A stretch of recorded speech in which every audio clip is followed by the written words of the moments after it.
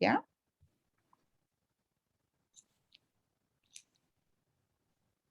Ya. Bueno, muy buenas tardes a todos. Vamos a iniciar nuestra clase de hoy. Vamos a pedir, antes de pedir, espera un poquitito, porque creo que la cámara está un poco sucia aquí. Ahí. Vamos a pedirle a la persona encargada, por favor, que pueda tener la primera oración. Oremos. Vamos a inclinar el rostro por ahora.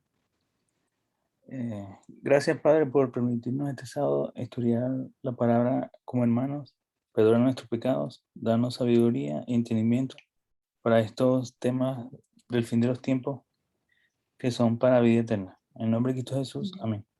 Amén, Señor. Ya, muy bien. Vamos entonces a ver lo que tenemos para hoy día. Ups, no sé qué está pasando, que esta cosa no corre. Ahí sí. Muy bien.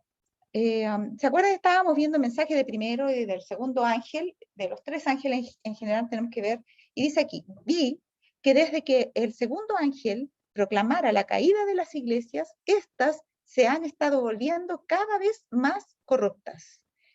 Tienen el nombre de seguidoras de Cristo, pero es imposible distinguirlas del mundo. Está hablando de las iglesias, en este caso aquí, no adventistas, ¿ya? Las que cuando Miller predicó, o sea, eran adventistas, pero no adventistas del séptimo día, ¿ya?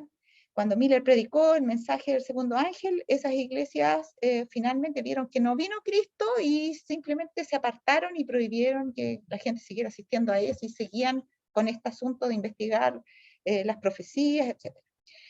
Pero dice, estas iglesias, ¿no? Que dice, se han estado volviendo más corruptas y tienen el nombre de seguidores de Cristo, dice, pero es imposible distinguirlas del mundo. Los ministros sacan sus textos de la palabra de Dios, pero predican cosas agradables. O sea, ¿es malo predicar cosas agradables?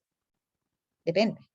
Si usted, por ejemplo, está viendo que está ocurriendo algo terrible, un incendio en la casa del lado, y usted le empieza a hablar de algo agradable, la persona, eso está fuera de contexto. La persona no necesita que le vayan a hablar de algo agradable, necesita urgencia que griten y llamen a alguien que traiga agua, que, etcétera, etcétera. Entonces, ¿se entiende?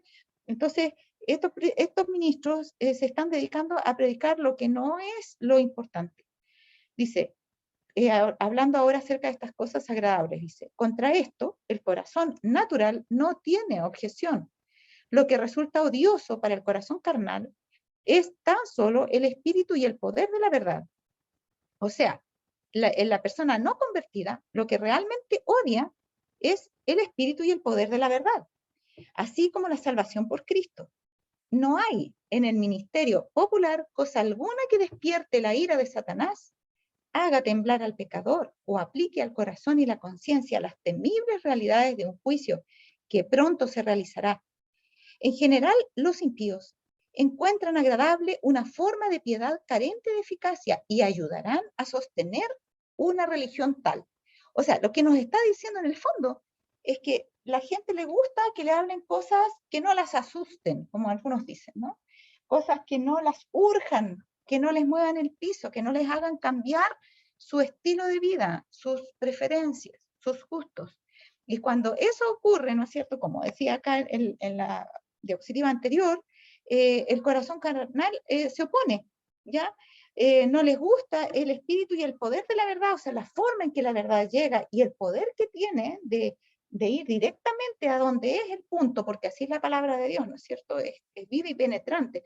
Entonces, eso les irrita. En cambio, aquellos que hablan cosas agradables, que le dicen que Cristo los ama, que Cristo los acepta como son, etcétera, etcétera. Es verdad que Cristo nos ama, pero Cristo, ¿por qué nos ama? Necesita remecernos un poco. Eso ellos no lo dicen. Entonces, cuando le dicen esas cosas que solamente a ellos les gusta, dice que ellos hasta ayudarán a sostener una religión así. Dijo el ángel, Satanás ha tomado plena posesión de las iglesias en conjunto. ¿Se fijan? Por eso que yo les he dicho vez tras vez que lo que ocurrió en esa visión que vimos de Elena White, cuando ve, ¿no es cierto?, que Cristo abandona el lugar santo, pasa al lugar santísimo, y los que quedaron allá en el lugar santo y no siguieron a Cristo, como ese pequeño grupito que lo sigue al lugar santísimo, lo sigue, digamos, no en forma presencial, sino por medio de la fe, de los ojos de la fe, el otro grupo que queda piensa que sigue adorando en la iglesia de Cristo, pero dice que en el trono ahora no está Cristo, sino que ¿quién se puso ahí? Satanás. Y por eso que habla en la Biblia, en el mensaje de las iglesias, habla de una adoración en el trono de Satanás, ¿ya? Satanás entonces está dirigiendo esas iglesias, lo que decía la visión, y que esas personas que no quisieron seguir a Cristo quedaron inmediatamente bajo el control impío de Satanás. Ahora Satanás dice, ha tomado plena posesión de las iglesias en conjunto. O sea, ¿qué pasa? Cuando nosotros vemos Apocalipsis, que está la mujer pura de Apocalipsis 12, después de eso la mujer es perseguida, llevada al desierto, los 1260 años. Y después de ese periodo dice que queda el resto de la simiente de ella. ¿Qué significa? Que algo pasó y ya esa mujer no sigue. Ahora sigue un resto de ella, de su descendencia. ¿Ya? Y ese resto nosotros le llamamos iglesia remanente. ¿Qué es lo que quedó? ¿Qué pasó con todas las demás iglesias? Satanás tomó posesión de ellas en su conjunto. Ahora la verdad de Dios no fue más entregada a ellas, sino a la iglesia remanente para que ella la diera al mundo. Pero sabemos también, por lo que vimos, que en esa iglesia, ¿no es cierto?, dijimos que siguieron después naciendo nuevos miembros, llegando nuevos miembros que no sabían de este mensaje que sus hermanos, entre comillas, habían rechazado, y que esas personas sinceras, que ahora abundan, todavía hay muchas, ¿no es cierto?, buscan en vano la luz allí y no la encuentran, pero son sinceras y Dios va a ir en busca de ellas por medio de un mensaje que va a ser la separación final. Entonces, a pesar de que esas iglesias en su conjunto están en plena posesión de Satanás, no así todos sus miembros. ¿Se entiende? ¿Alguien parece que tiene encendido un micrófono por allí? Si lo puede apagar, por favor, para que no tengamos interferencia. Ya. Dice entonces, se ponen de relieve los dichos y las obras de los hombres en vez de las claras, cortantes verdades de la palabra de Dios. Esto es típico. El problema es que nosotros de repente le estamos copiando a esa iglesia. Entonces empezamos a hablar y hablamos de tal fulano que dijo tal cosa, tal predicador en no sé qué época, el doctor fulano de tal, el científico aquí y allá, y citamos obras que hemos leído, incluso algunas, hasta a veces se citan en el folleto algunos vestigios de algunos hombres famosos, en vez, dice, de las claras y cortantes verdades de la palabra de Dios. No es que nosotros una vez no vamos a poder citar o alguna cosa que alguien dijo o algo. El problema es cuando empieza a dejarse de lado la palabra de Dios y abundan en estas otras cosas que distorsionan justamente la palabra del Señor. El espíritu y la amistad del mundo son enemistad hacia Dios. Eso dice Santiago capítulo 4. ¿Se fijan? Ahora, cuando la verdad en su sencillez y fortaleza tal cual es en Jesús, o sea, dos cosas, verdad y sencillez, son las características de la palabra de Dios. Y eso lo hacen fuerte. Cuando eso, tal cual es en Jesús, se levanta frente al espíritu del mundo, despierta enseguida el espíritu de persecución. Me impresionó verlo en esta forma dicho, tan enfático. Despierta enseguida el espíritu de persecución. Usted dice una verdad en su sencillez y fortaleza, tal cual está en la Biblia, una de esas verdades penetrantes de la palabra de Dios que apunta a las cosas que debemos cambiar y inmediatamente se despierta el espíritu de persecución. Es algo inmediato. Muchísimos que profesan ser cristianos no han conocido a Dios. De paso, les quiero decir algo que alguien me dijo, hermana, debería decirlo porque algunos no se dan cuenta, porque como estas diapositivas son largas, son varias, a veces la cita va al final, o sea, la fuente de la cita va al final. Y eso significan varias diapositivas para llegar a donde está la fuente. Entonces algunos piensan que son cosas que escribí yo. No, no son cosas que escribí yo. Estamos leyendo citas inspiradas. ¿Ya? Y la fuente de esa cita inspirada va siempre al final. ¿Ya? Y esto es en todas las clases. Yo siempre les digo, a mí no me hagan caso nada si quieren, porque soy un ser humano igual que ustedes, que cualquier otro. Pero cuando está hablando la palabra de Dios, como es la que yo estoy poniendo aquí, esa palabra tiene autoridad. Y por la reacción que tengamos ante esa palabra, el Señor nos va a juzgar. Por lo tanto, tenemos que ser cuidadosos. Aquí no se trata de lo que dice la hermana Jacqueline, se trata de lo que está diciendo la inspiración. ¿Ya? Seguimos con la cita entonces. Dice, el corazón natural no ha sido cambiado y el ánimo carnal permanece en enemistad con Dios.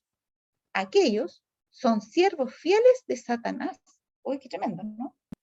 Y estos que se llaman cristianos, ¿ya? No han cambiado de verdad, en verdad su corazón, y son siervos ¿de quién? De Satanás. Y son siervos fieles de Satanás, o sea, no le fallan, a pesar de haber asumido otro nombre, haber asumido el nombre de cristiano. Vi que desde que Jesús dejó el lugar santo del santuario celestial y entró detrás del segundo velo, se fijan cómo está narrando lo mismo que vimos en la visión, de otra forma ahora. Entonces, él deja el lugar santo, entra en el segundo velo, o sea, al lugar santísimo. ¿Qué pasa? Dice, desde que pasó eso, las iglesias han estado llenándose de toda ave inmunda y aborrecible. ¿Qué les dije yo que eran las aves en profecía? Les dije, las aves simbolizan ángeles. Cuando son aves inmundas, son ángeles inmundos, son espíritus de Satanás. Cuando son aves limpias, son ángeles buenos, son los ángeles del Señor. Ahora, dice acá que las iglesias, desde que Cristo pasó entonces al lugar santísimo, y esas iglesias no lo acompañaron, se han estado llenando, porque eso es lo que decía esa visión que vimos, se han estado llenando de toda ave inmunda y aborrecible, o sea, de demonios. En los postreros tiempos también dice la Biblia que algunos apostatarán de la fe oyendo a espíritus engañadores y doctrinas de demonios, ¿se acuerdan?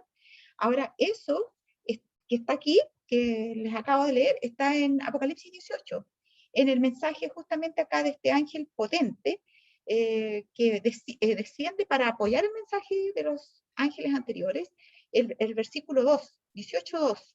Leamos el 1 también, dice, después de esto vi a otro ángel descender del cielo con gran poder, y la tierra fue alumbrada con su gloria, y clamó con voz potente diciendo, ha caído la gran Babilonia, y se ha hecho habitación de demonios y guarida de todo espíritu inmundo y albergue de toda ave inmunda y aborrecible. Entonces, este renunciamiento a la verdad de Dios, nosotros cada vez que renunciamos a una verdad de Dios rotundamente, Dios renuncia a nosotros. ¿Y cómo sabemos que es rotundamente, que es rotunda esa renuncia? Solamente Dios lo sabe. Dios solamente lee el corazón, y ese es el pecado contra el Espíritu Santo de paz. Y las iglesias en tiempos del mensaje, de los dos chascos, de 1843 y 1844, lo que hicieron fue pecar contra el Espíritu Santo. Y no solamente no quisieron escuchar más los mensajes proféticos, sino que no quisieron admitir en sus iglesias que permanecieran esas personas que los predicaban. ¿Se acuerdan? Entonces, ¿qué pasó con eso? Como Dios abandonó las iglesias, inmediatamente el lugar ocupado por Satanás. ¿Ya? Y dice que esas iglesias se han estado llenando de demonios. Y acá lo dice así, Apocalipsis, se han hecho habitación de demonios y guarida de todo espíritu inmundo y albergue de toda ave inmunda y aborrecible. Son tres formas distintas de decir lo mismo. ¿Ya? Los demonios, el espíritu inmundo y las aves inmundas y aborrecibles son lo mismo. ¿Ya? Es frecuente esa figura a veces para hacer un énfasis desde distintos ángulos que la Biblia usa, especialmente en profecía. Dice acá, la profesión que hacen, sus oraciones y sus exhortaciones son abominación a la vista de Dios. ¿Ya? ¿Cuál es la profesión que hacen? Ellos profesan ser cristianos, y cristianos que tienen el espíritu, dicen ellos. Ellos oran, sí oran, exhortan, o sea, predican y a veces con mucho ímpetu.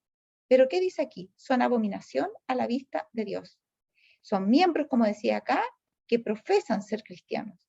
Dijo el ángel, Dios no haya agrado en sus asambleas. Me fue mostrado ahora, dice lo siguiente, el orgullo, y vamos a ver qué está entendiendo por orgullo, de las iglesias nominales. Sus ánimos carnales, salte un pedacito porque era largo ahí, sus ánimos carnales se espacian en sí mismos, adornan sus pobres cuerpos mortales y luego se miran con satisfacción y placer. Jesús y los ángeles los miran con enojo. Ahora, cuidado, no está hablando de vestirse y mirarse para ver si le queda bien la ropa, sino que está hablando de adornos de los cuerpos, ¿ya? Está hablando de algo que va más allá del atavío decoroso, bonito, armonioso. Está hablando de adornos que son cosas más artificiales. adornan sus pobres cuerpos mortales y luego se miran con satisfacción y placer. Jesús y los ángeles los miran con enojo.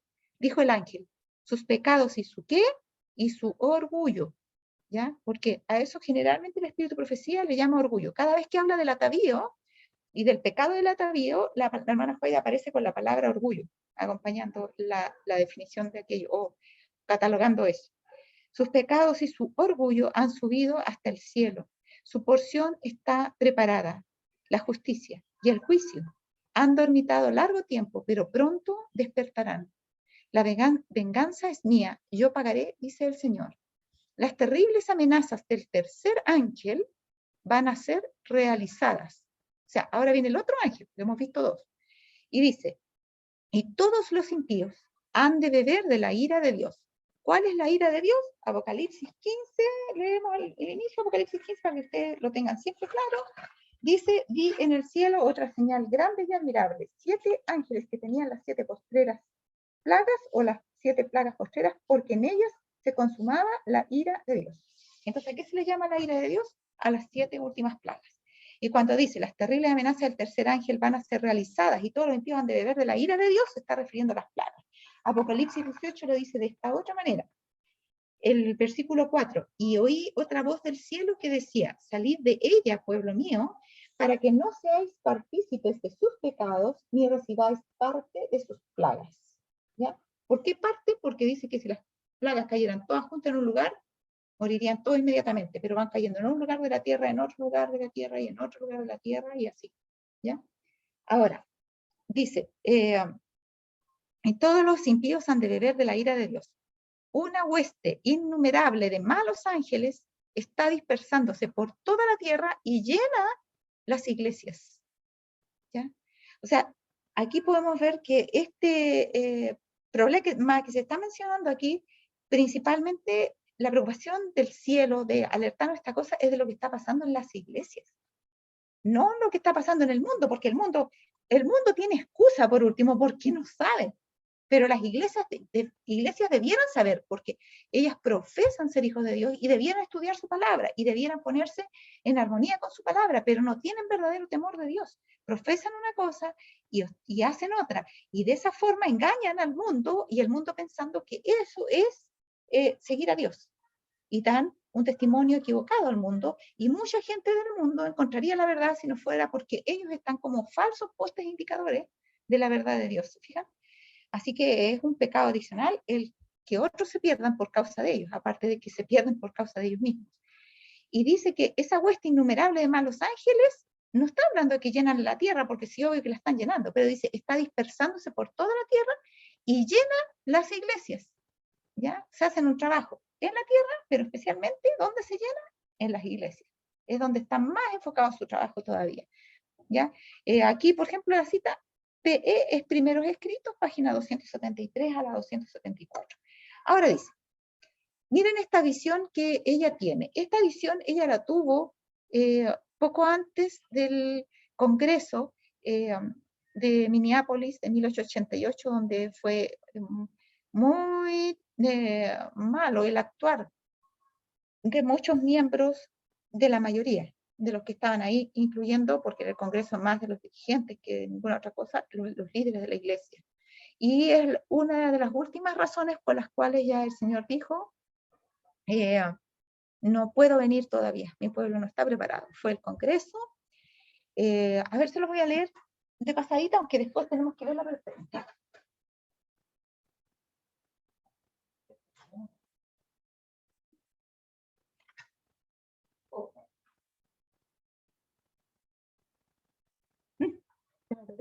Mensajes selectos, tomo 1. No importa, está en la página 163, más o menos. Háganlo lo que se quiera.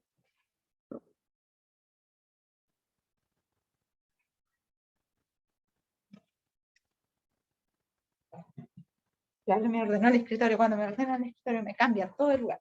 Ya, página 163, si no me recuerdo. No, no es la 163, pero es cerca. Es... Sí, es no, 155. Dice, el Señor ha condescendido en daros un derramamiento de su Santo Espíritu en el Congreso y en nuestras diversas instituciones. Una gran bendición ha sido derramada con abundancia sobre vosotros. Habéis sido visitados por los mensajeros celestiales de luz, verdad y poder, y no debiera pensarse que es extraño que Dios os bendiga así. ¿Cómo hace Cristo para que su pueblo le sea sumiso? Mediante el poder de su Espíritu Santo, pues el Espíritu Santo, por medio de las Escrituras, habla a la mente e impresiona la verdad en el corazón de los hombres. Entonces, ¿qué es lo que está diciendo acá? Que Dios condescendió en dar un derramamiento del Espíritu Santo. El Espíritu Santo fue derramado, según lo que está diciendo acá, en el Congreso y en nuestras diversas instituciones. Entonces, eso fue alrededor de 1890 y tanto más o menos, y en 1888, cuando fue el Congreso. Primero empezó por el Congreso, y cuando en el Congreso el Espíritu de Dios fue rechazado, la hermana White dijo lo siguiente, que Dios le había dicho, ¿no es cierto? Muy, muy bien, dijo, ella misma dice, muy bien, si Dios les dio una oportunidad y ustedes no la quisieron aprovechar, entonces espero que el pueblo sí la pueda aprovechar. Así que vemos que luego del Congreso de 1888, 1893, 92 más o menos, comienza a ser derramado el Espíritu Santo en las diversas instituciones educativas, colegios y universidades nuestros. Y se ve un tremendo despertar en los alumnos. Pero ¿qué pasó? Se dividieron los grupos. Hubo personas que gozaron de este derramamiento del Espíritu Santo. En ese tiempo se hicieron milagros. En ese tiempo mucha gente de fuera de la iglesia, por el testimonio de los jóvenes que estaban allí, llegaron a la iglesia y se bautizaron. Pero ¿qué frenó todo esto? Fue, en el caso de la juventud, fue la mundanalidad. Y ahí se describe, si ustedes quieren ver eso, se llama el capítulo Protección de la Nueva Experiencia, está en Mensajes Selectos tomo 1, ¿ya? Y decía ahí que después de toda gran manifestación del Espíritu de Dios, cuando esta luz viene y es rechazada, viene un periodo de tinieblas equivalente, ¿ya? Y entonces eso es lo terrible, porque nosotros agraviamos al Espíritu de Dios. Y debido a eso, el Señor Jesús no pudo venir y finalmente en 1903, de forma ya definitiva, la hermana White dice, creo que tendremos que pasar mucho tiempo más todavía aquí en este mundo, porque el Señor pensaba venir, según vimos en la otra cita, incluso poco después de 1844, esperando que su pueblo se alistara, esperando que se alistara. Y vemos que todos los eventos proféticos que están predichos en el orden que sabemos, ¿no es cierto?, para que se cumpla el derramamiento del Espíritu Santo, estaban ocurriendo. Había leyes dominicales, había un gráfico que vi por allí, donde habían varios adventistas ya metidos presos por no guardar el domingo. Y así en varios lugares estaban ya estas leyes haciendo fuerza sobre el pueblo adventista cuando el Espíritu de Dios empezó a ser derramado. Entonces, ¿qué pasó? El Señor tuvo que mandar a sujetar los vientos, ¿ya? Que es la escena que tenemos en Apocalipsis. A ver, veámoslo un poquitito. Apocalipsis 7.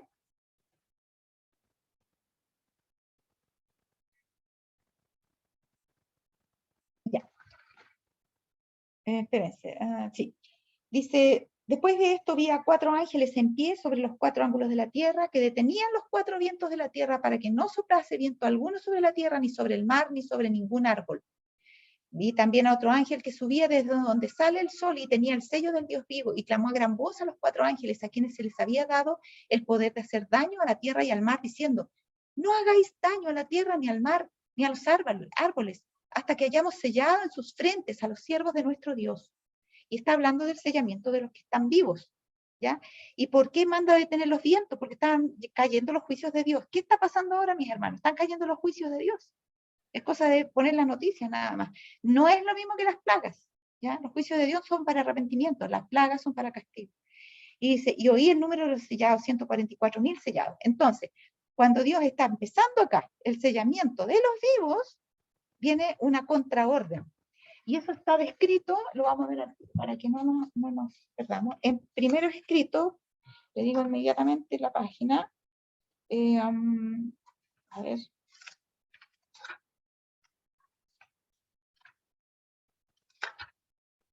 Sí, es la página 37 a la 38. Dice, Vi 4 ángeles. En el tiempo pasado vimos esta cita, pero en este contexto va a quedar mucho más claro. Vi 4 ángeles que habían de hacer una labor en la tierra y andaban en vías de realizarla. Jesús vestía ropas sacerdotales, o sea, todavía no se ha cerrado el tiempo de la gracia. Miró compasivamente al pueblo remanente y alzando las manos exclamó con voz de profunda compasión: mi sangre, Padre, mi sangre, mi sangre, mi sangre. ¿Por qué está diciendo eso? Porque Jesús pronto tenía que sacarse las vestiduras sacerdotales y ponerse las vestiduras de rey, porque se iba a cerrar la gracia, la puerta de la gracia. Porque sabemos que la puerta de la gracia, como siempre he dicho, no se cierra de un portazo, se va cerrando de a poco. Y mientras que para unos se cierra, para otros todavía es oportunidad de entrar. Entonces empieza el juicio de los vivos y se empieza a cerrar la puerta para unos y a la vez van entrando otros. ¿Dónde saqué eso yo? Lo voy a buscar enseguida, se los leo en el evento de los últimos días.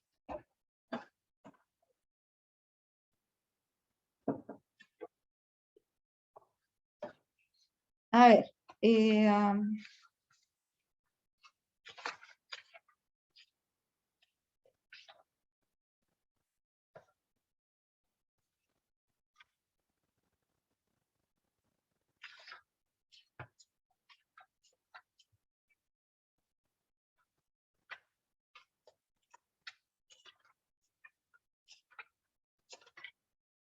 me tienen paciencia un ratito nomás.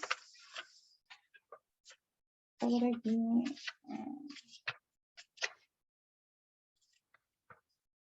Claro, creo que es aquí, al final del capítulo del zarandeo. Sí, es al final, cuando termina el capítulo del zarandeo, en la página 186, según este libro de los rojitos. Dice, las filas raleadas, o sea que fueron disminuidas, serán llenadas, el zarandeo se disminuyeron, por aquellos a quienes Cristo representó como viniendo a la 11ª hora. Y claro que fueron raleadas las filas, ¿se acuerdan que de los 80.000, 30.000 primero y 50.000 después, que cayeron con el chasco primero en 1843 y el segundo chasco en 1844, en 1846 quedaban solo 50 personas. Y dice acá, las filas raleadas serán llenadas por aquellos a quienes Cristo representó como viniendo a la 11ª hora. Hay muchos con quienes el Espíritu de Dios está contendiendo.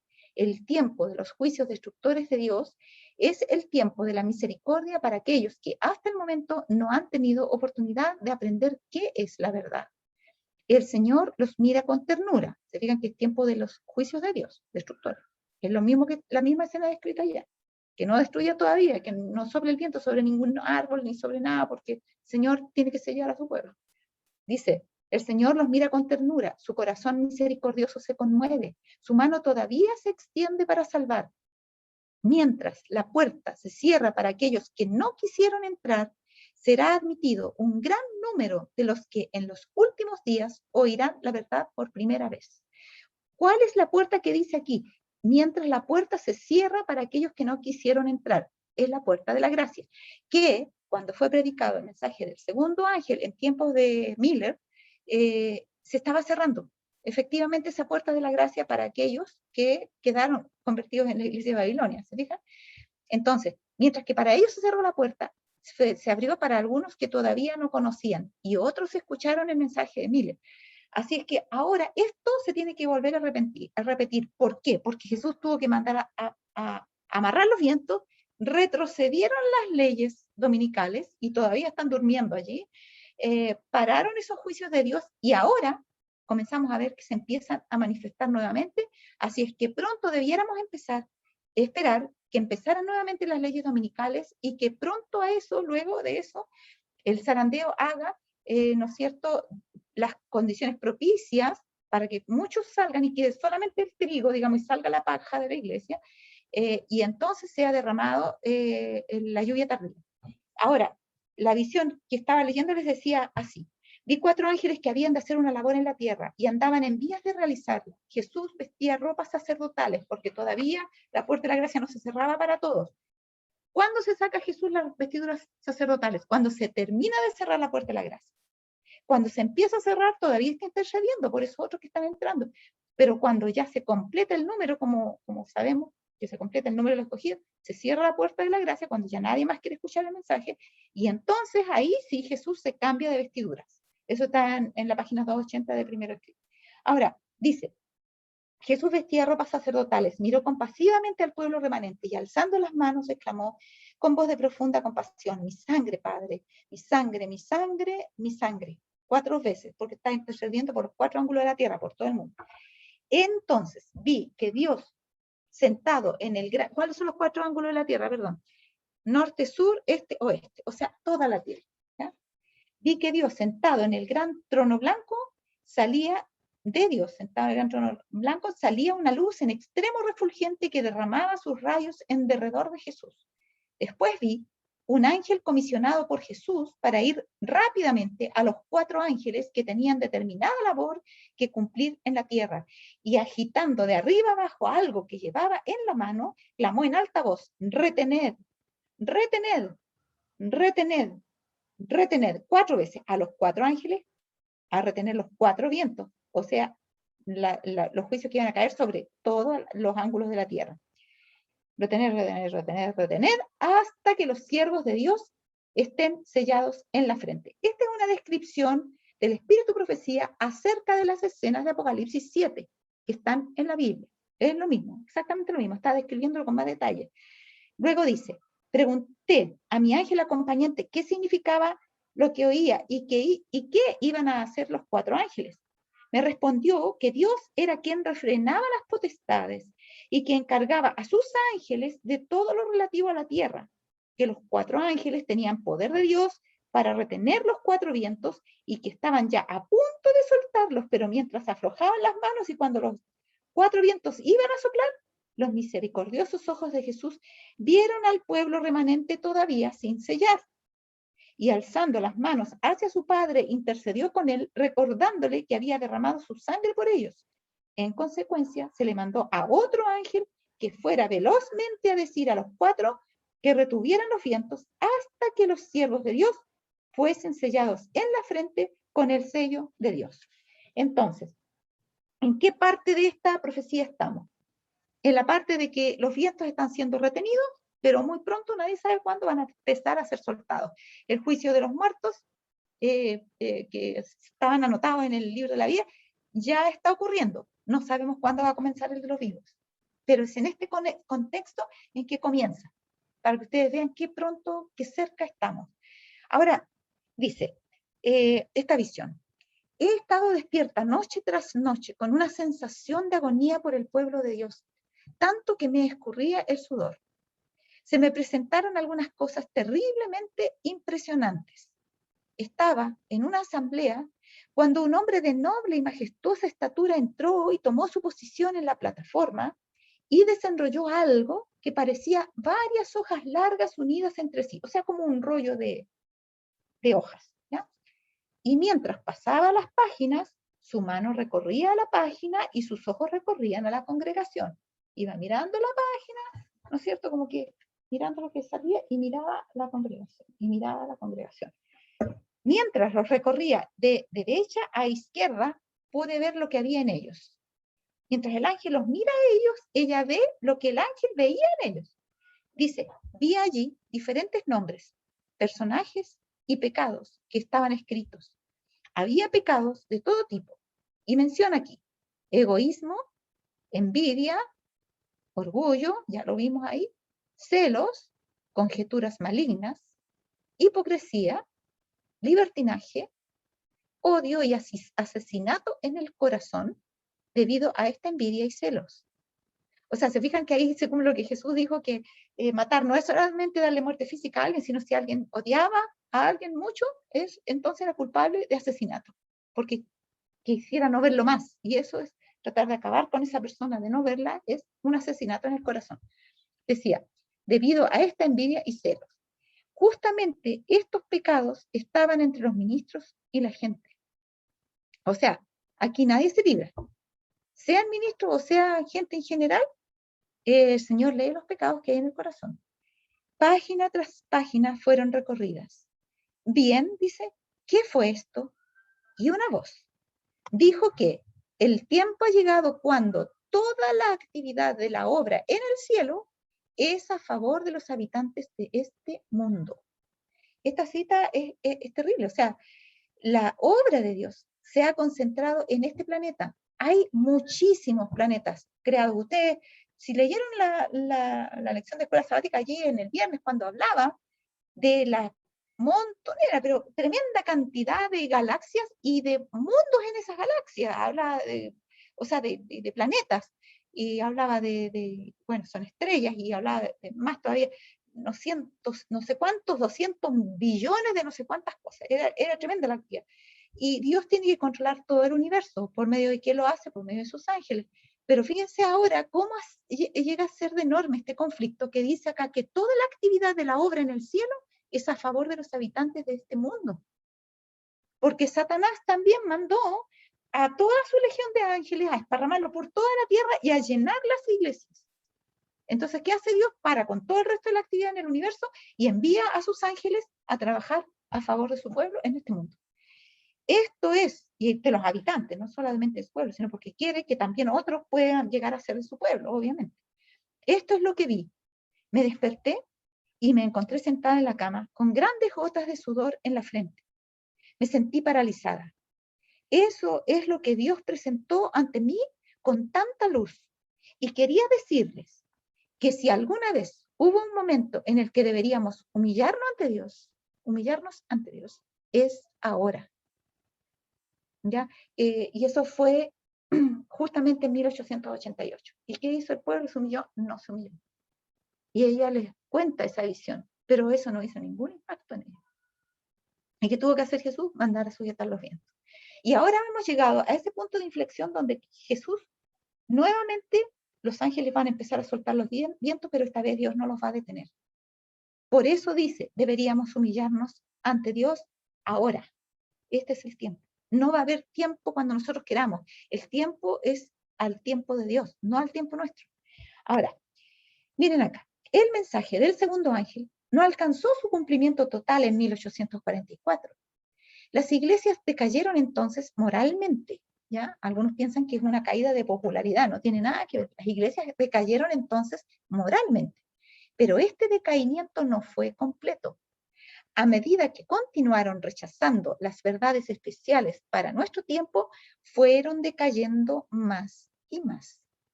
O sea, ¿en qué sentido cayeron en forma completa? En que Dios ya no les manda más a ellos sus verdades más preciosas, ya no trabaja en ellos en su conjunto, pero ¿en qué sentido siguen decayendo? En que ahora que Dios los abandonó, ellos van de mal en peor, pecado sobre pecado. Entonces, dice, fueron decayendo más y más. Sin embargo, aún no se puede decir, caída, caída es la Gran Babilonia, la cual ha hecho que todas las naciones vivan del vino de la ira de su fornicación. Aún no ha dado de beber a todas las naciones. ¿Se acuerdan ustedes cuando Dios le dice a Abraham que su pueblo, a ver si lo encontramos, si lo encuentro enseguida, ¿ya? Su pueblo iba a permanecer en Egipto 450 años, 430 años, perdón. Pero, a ver, pero que después de ese tiempo iban a volver a ese lugar. Entre Génesis 15 y Génesis 17.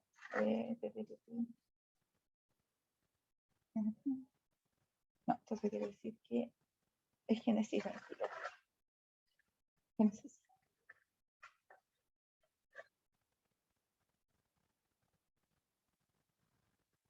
No, tampoco. Ay, no sé por qué no lo encuentro, pero está entre Génesis. Si alguien lo encuentra, me lo lee por sí, porque no sé por qué se me perdió.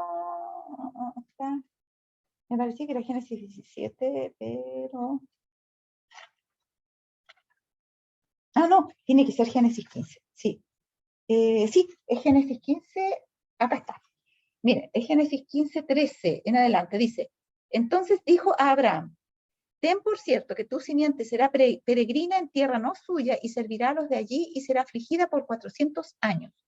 Mas, también a la nación a quien servirán juzgaré yo, y después de esto saldrán con grande riqueza, y tú vendrás a tus padres en paz y serás sepultado en buena vejez. Y en la cuarta generación volverán acá, porque la maldad del amorreo aún no ha llegado a su colmo. ¿Se fijan? Porque Dios les promete, porque Él conociendo lo que iba a pasar con esas naciones que estaban habitando ahí Canaán, Él dice, no, yo todavía no las puedo sacar, porque ellos todavía no han llegado al colmo. Se están portando mal, son idólatras, hacen cosas horribles, pero todavía no han llegado al colmo. Así es la paciencia de Dios. Y Él le dice, no los puedo todavía introducir a la tierra porque la maldad de los habitantes de acá todavía no ha llegado a su colmo.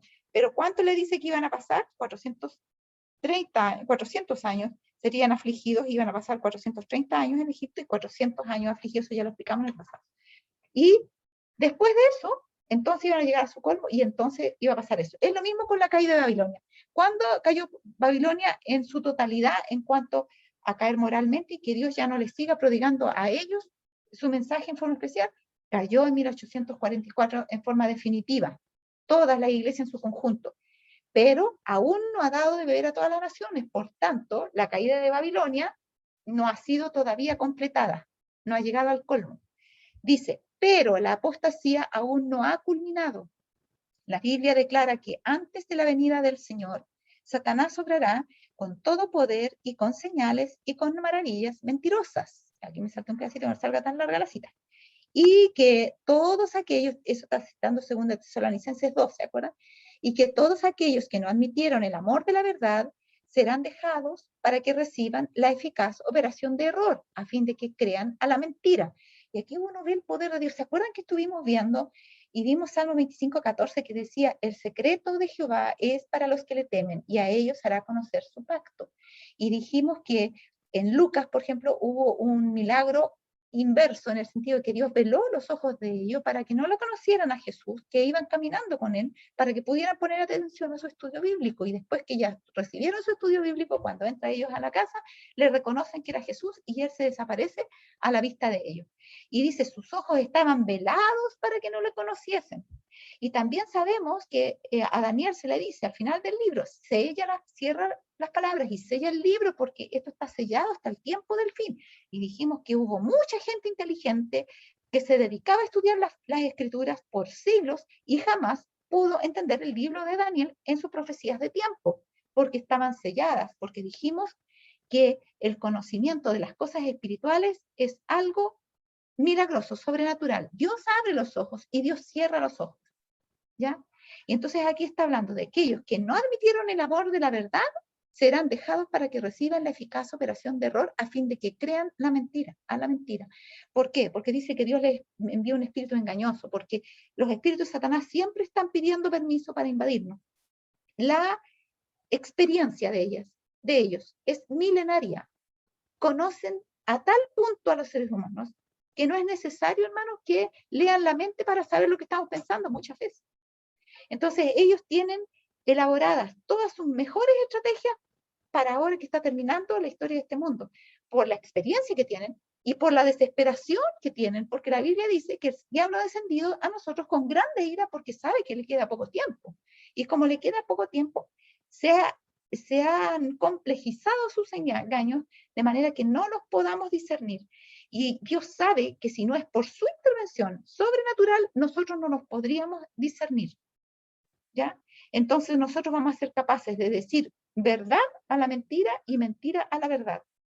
¿Por qué? Porque Dios nos va a dejar sin su intervención especial que solamente el Espíritu de Dios puede dar para darnos discernimiento. Y vamos a creer a los espíritus engañadores.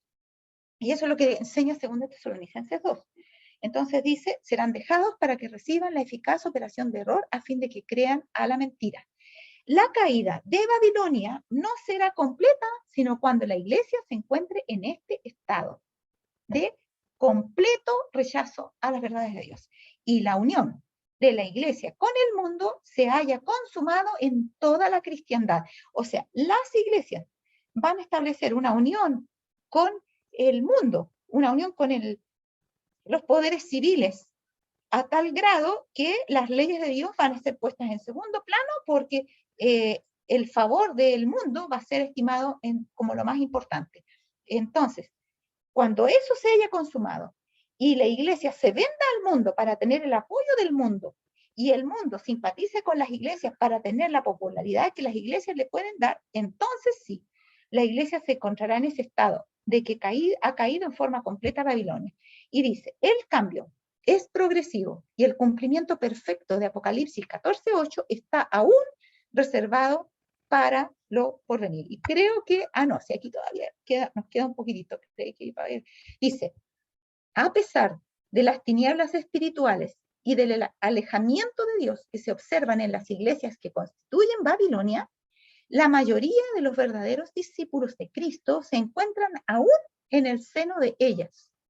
Como estas congregaciones se apartan más y más de la verdad y se van uniendo más y más con el mundo, la diferencia entre ambas categorías de cristianos se irá acentuando hasta quedar consumada la separación.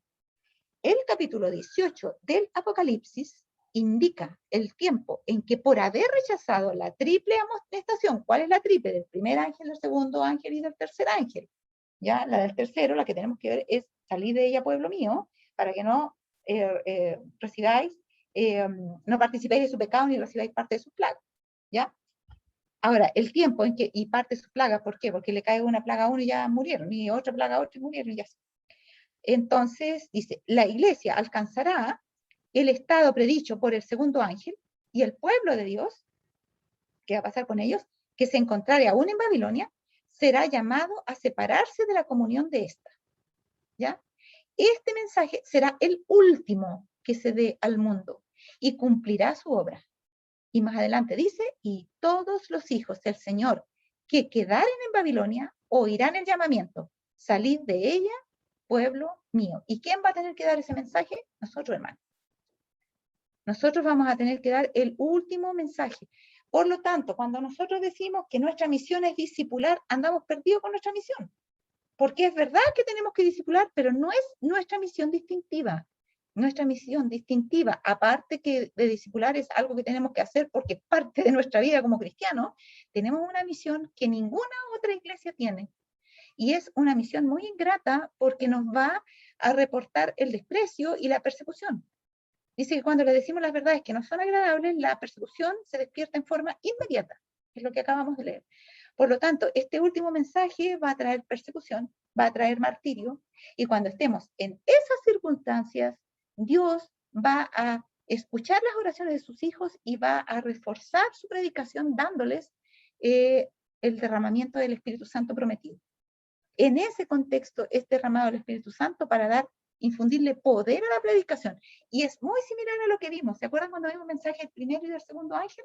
Así ocurría también. Ellos, cuando estaban desanimados porque habían tenido el primer chasco, Dios mandaba más ángeles para que los animara, para predicar de nuevo en la segunda fecha, y cuando volvieron a caer, nuevamente Dios tuvo que darle más luz para que entendieran lo que había pasado, para que no se desanimaran del todo. Y este mismo tipo de fenómeno se va a repetir. Dios va a tener que darnos mucho ánimo porque vamos a tener que pasar cosas muy difíciles. Ahora, miren ustedes lo siguiente. En Apocalipsis 10 queda la única porción sellada de Apocalipsis. La única porción sellada es la visión de los 7 truenos. Dice aquí, el ángel poderoso que instruyó a Juan era nada menos que Cristo. Cuando coloca su pie derecho en el mar y su pie izquierdo sobre la tierra seca, muestra la parte que desempeña en las escenas finales del gran conflicto con Satanás. Esta posición denota su supremo poder y autoridad sobre toda la tierra. O sea, donde hay poca y donde hay mucha. Siempre el desierto indica poca gente y el mar multitudes, naciones y lengua y qué sé yo. Entonces, su posición es de supremo autoridad y poder sobre toda la tierra, sobre chicos y grandes, sobre muchos y pocos, sobre lugares súper poblados y lugares muy poco poblados. El conflicto se ha intensificado y agudizado de una época a otra y seguirá intensificándose hasta las escenas finales, cuando la obra magistral de los poderes de las tinieblas llegará al máximo. ¿Ya? ¿Y en qué consiste eso? En anular completamente la ley de Dios. Acuérdense que ese fue el conflicto que se dio desde un principio cuando Satanás quiso anular la ley de Dios en el cielo y rechazar la autoridad de Dios. Y como no se le permitió, entonces se vino a hacer eso aquí, a esta tierra. Y eso es lo que nosotros vemos ahora. Y Salmo 119, 126 dice, ¿cuándo será la hora en que Dios intervendrá? Y dice, tiempo es de actuar, oh Jehová, porque han invalidado tu ley. ¿Ya? Entonces, cuando la ley de Dios sea completamente invalidada, se cerrará la puerta de la gracia y Cristo podrá venir. Dice ahora aquí, cuando dice, intensificándose hasta las escenas finales, cuando la obra magistral de los poderes de las tinieblas llegará al máximo. Satanás, junto con los hombres impíos, engañará a todo el mundo y a las iglesias que no reciban el amor de la verdad, porque según de Tesalonicenses habla de los que no recibieron el amor de la verdad para ser salvos. O sea, la verdad para ellos era una amenaza, no era una señal de amor, porque les quitaba el pecado que amaban, ¿ya? Pero Dios quería quitarles ese pecado para hacerlos idóneos para tener un lugar en la patria celestial. Ahora dice, pero el ángel poderoso exige atención, clama en alta voz, debe mostrar el poder y la autoridad de su voz a aquellos que se han unido con Satanás para oponerse a la verdad. Porque esta guerra es una guerra espiritual y es entre Cristo y Satanás. Entre la simiente de Satanás y la simiente de Cristo, la simiente de Dios, que es Cristo, y todos los que están en él. Porque nosotros debemos estar escondidos en Cristo, ¿no es cierto? Y así podemos tener el amparo, digamos, la protección que solamente Cristo nos puede dar. Protección para la vida eterna, no protección para la vida temporal, porque el Señor mismo murió y nos dijo, no temáis a los que matan el cuerpo y después ya nada más pueden hacer. Antes os enseñaré a quién debéis temer, aquellos que después de haber muerto vuestro cuerpo tiene poder para echarnos en el infierno, ¿ya? Para que nuestras almas se pierdan eternamente. O sea, los que tienen poder para que perdamos la vida eterna. Ahora dice, debe mostrar el poder y la autoridad de su voz a aquellos que se han unido con Satanás para oponerse a la verdad. Después de que los 7 truenos emitieron sus voces, se le ordena a Juan, como a Daniel, con respecto al librito, sella las cosas que los 7 truenos han dicho. Aquí tenemos otro, este es un sello, ¿ves? Aquí hay algo que hasta los más eruditos todavía no lo han podido descubrir. Y vamos a ver por qué no lo han podido descubrir, porque el Espíritu de Profecía lo dice. Y vamos a leer el texto de Apocalipsis 10, ese pedacito, para que lo podamos revivir en nuestra mente.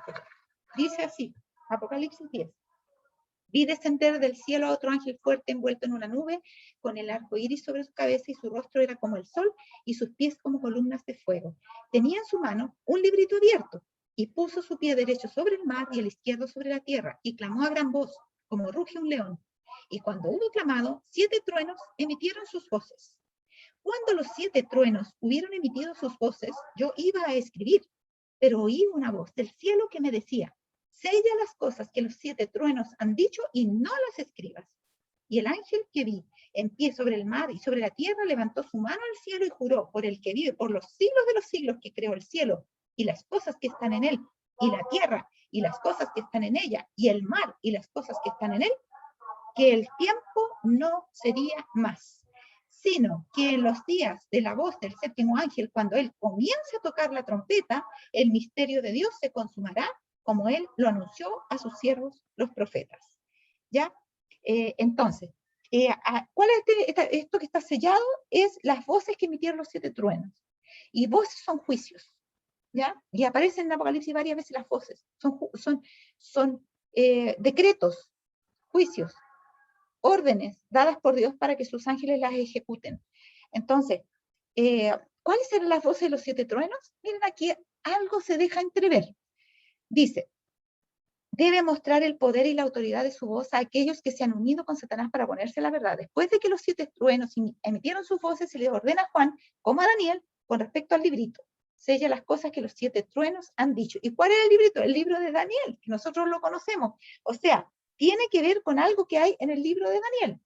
¿Ya? Igual como el libro de Daniel fue sellado, también estos truenos han sido sellados, o sea, las voces que emiten esos truenos.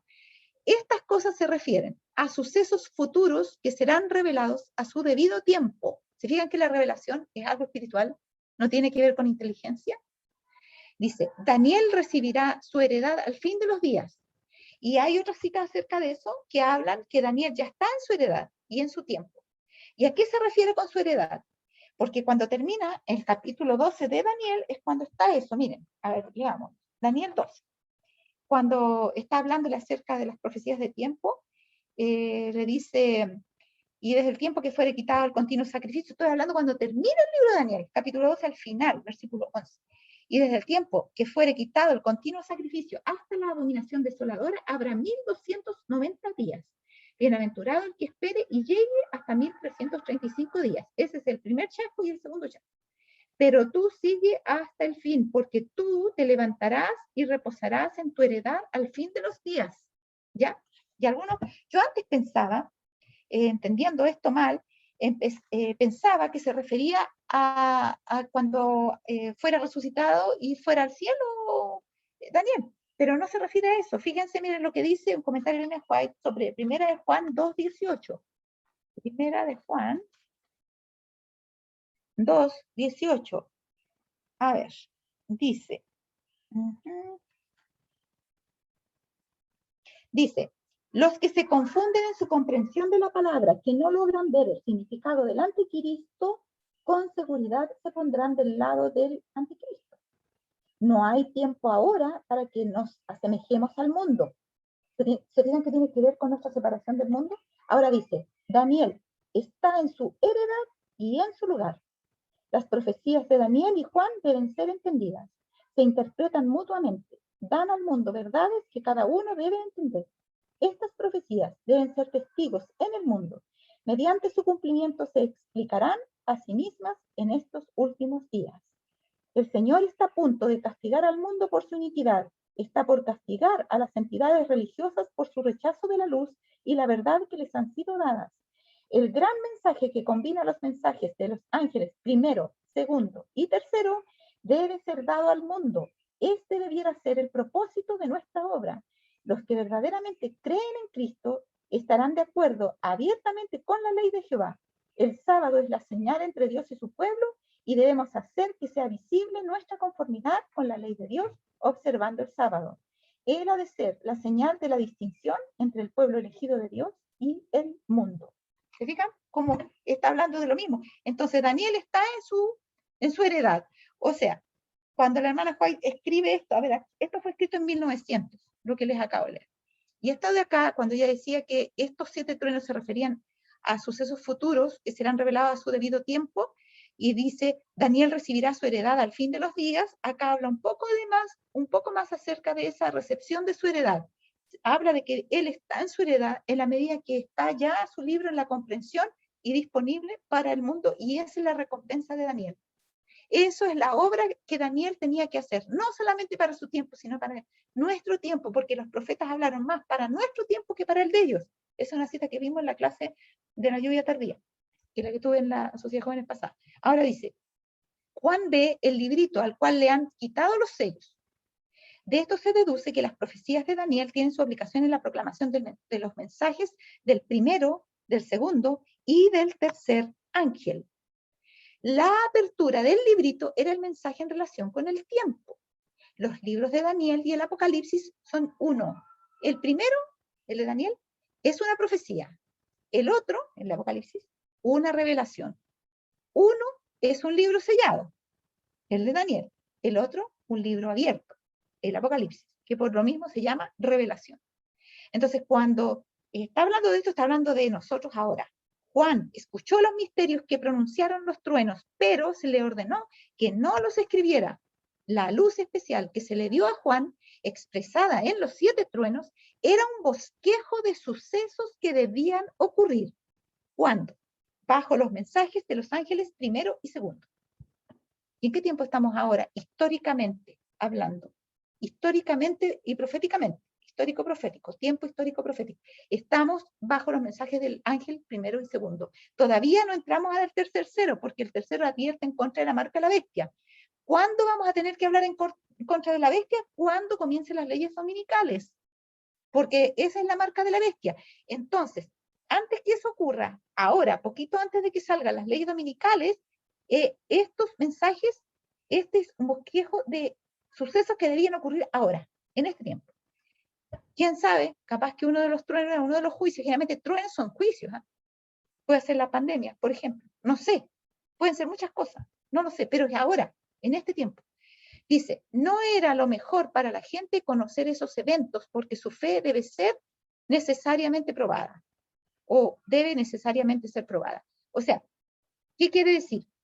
Que nosotros ahora vamos a ser probados en nuestra fe, porque ahora estamos en el tiempo del zarandeo interno. Hay un zarandeo externo y un zarandeo interno.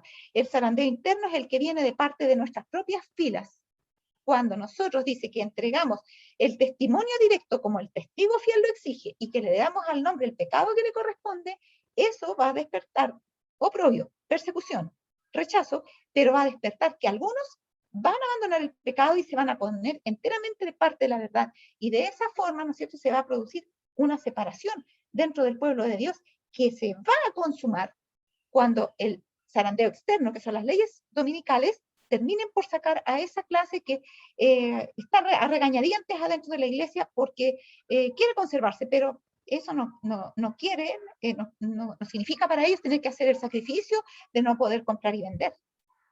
¿Ya? Porque eso es lo que van a decir las leyes dominicales. Tú quieres permanecer en esa iglesia, bueno, no puedes comprar ni vender. Porque tú vas a insistir en guardar el sábado, no, te tienes que plegar con la observancia del domingo. Ahora, esa es la gran fe que debe ser probada. Y eso está a punto de ocurrir. El plan de Dios era que se proclamaran verdades más maravillosas y avanzadas. Los mensajes de los ángeles, primero y segundo, debían ser proclamados. O sea, ahora, nosotros si no conocemos bien los mensajes de los ángeles primero y segundo, no vamos a poder recibir esas verdades maravillosas y avanzadas, que deben conocerse muy bien y que tienen que ver con esta obra de separación que Dios tiene que hacer dentro de nosotros para que nosotros, al ser limpiados, podamos estar en condiciones de dar ese mensaje de llamar al arrepentimiento al mundo. No podemos llamar al mundo al arrepentimiento si dentro de nuestras propias filas hay gente que no está arrepentida, ¿se fijan? Entonces, dice que en verdad es más maravilloso serán proclamadas. Les voy a leer algo de Apocalipsis, que no alcancé a poner una cita que habla justamente de eso. Apocalipsis. A ver. Hay ruido acá afuera, a lo mejor les llega a ustedes, tengo un parque aquí al lado. A ver, acá hay otra muy buena, pero no. La que yo ando buscando es una de las... a lo mejor está en Apocalipsis, más adelante, 18. A ver. Puede ser. A ver. Veamos Apocalipsis 18. Acá está. Bueno, primero, no.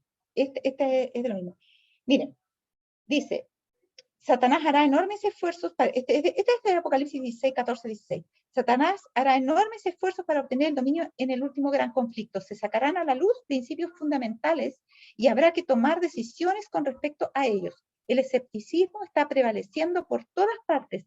La impiedad abunda. La fe de los miembros de la iglesia será aprobada en forma individual como si no hubiera otra persona en el mundo.